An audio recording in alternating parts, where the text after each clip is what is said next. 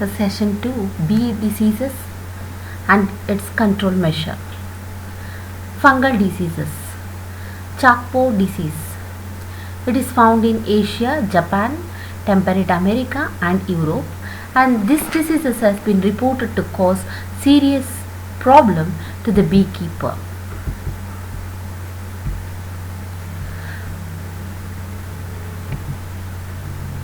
Chalkboard disease.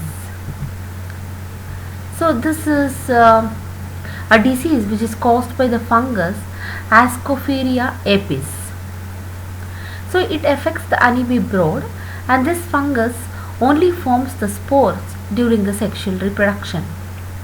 Infection by the spores of the fungus is usually observed in larva that is 3 to 4 days old, and the spores are absorbed either by the food or by the body surface.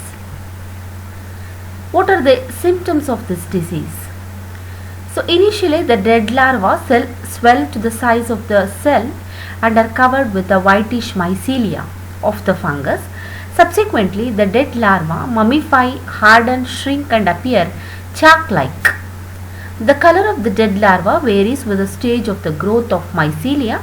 The first it becomes white, then grey, and finally when the fruiting bodies are formed it becomes black.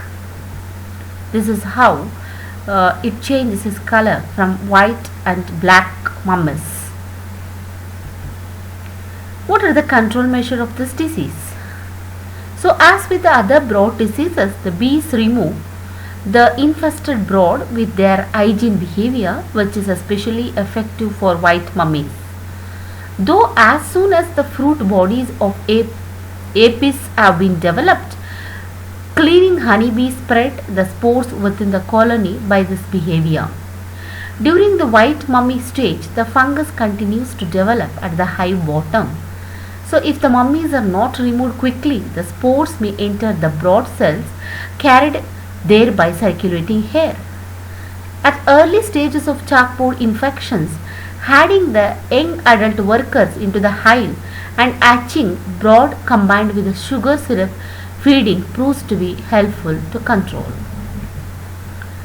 So till now there is no known successful chemical to control fungal chalkboard diseases, and in most cases commercialized substances only show a positive effect because they are sprayed or fed with the sugar water as described above. Next type of diseases affecting the honeybee is viral disease. So at least 18 virus types and strains have been recorded as a pathogenic to adult bees and bee brood. Most of them are RNA viruses. The damage caused to the colony by the viral infections varies considerably according to the number of factors, which includes the type and the strain of the virus involved and the strength of the colony, weather conditions, seasons and food availability. So among the viral diseases, acute paralysis B virus, that is APBV, and deformed wing virus, that is DWV, are becoming increasingly destructive. As not much is known about the life cycle and pathogenicity of most of the viral diseases, there are only a few ways to control them. Therefore, keeping this in mind, only the most widespread chalkboard is described. Chalkboard disease. So this is one type of viral diseases, and the virus is native to Asia continent and it is known for long period. It was first discovered in Thailand in the year 1981. So since then it has been reported to be present in association with A. serrana in India, Pakistan, Nepal and all other countries of the Asia. So the causes of this disease is it is caused by the mortar atolas and perhaps the most common viral disease of honeybees. In Asia, at least two major types have been recorded. One is chalkboard disease, which affects the common honeybee, Apis mellifera, and the Asian hive bee. So, Apis serrana, it is presumed that the nurse bees are the vectors of this disease. Larvae are infected via broadfoot gland secretion of the worker bees. The symptoms of the diseases is the diseased larva fail to pupate after 4 days. So they remain stretched out on their backs within their cells. So the anterior section of the larva, consisting of its head and the thorax, is the first part of its body to change the color. So it changes from white to pale yellow and finally to dark brown and black. The skin of this larva becomes tough and internal organs become watery, and the infected larva thus has the appearance of small watery sac. So this is the larva affected with the sac-borne virus. So how this viral diseases can be controlled? The field inspections to determine whether the pathogenic virus has infected a colony can be easily carried out by following symptoms. No chemotherapeutic agent is effective in preventing or controlling the sac-borne disease. So the recovery mainly depends upon the hygiene behavior of the bees, which may be stimulated with the other broad diseases. So the disease usually occur when the colony is under stress, that is shortage of food storage space, unfavorable climatic conditions such as damp during the rainy or cold seasons, unhygienic hive interior, poor queen health, infestation with other diseases, etc.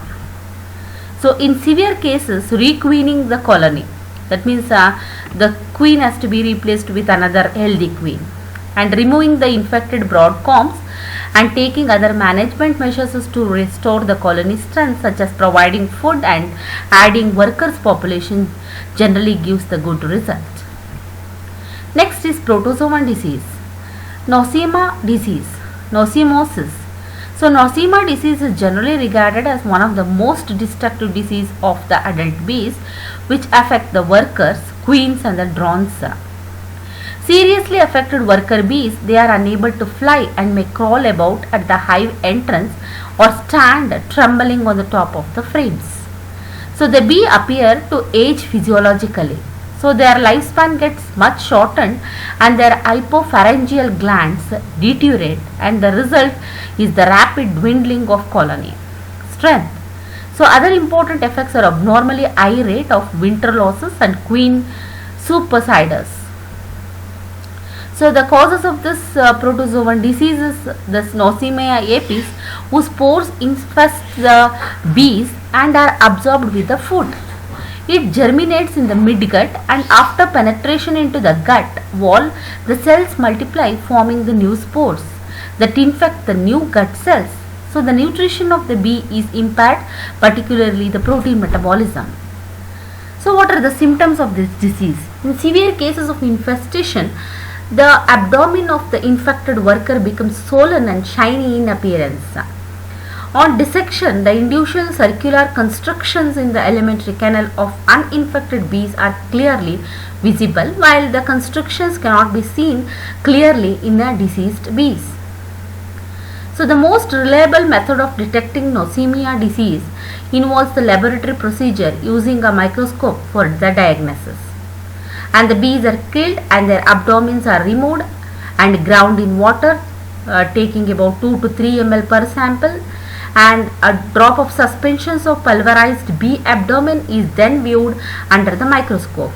So if the disease is present reasonably, large individual bacilliform spores with a bright fluorescent edges will be absorbed.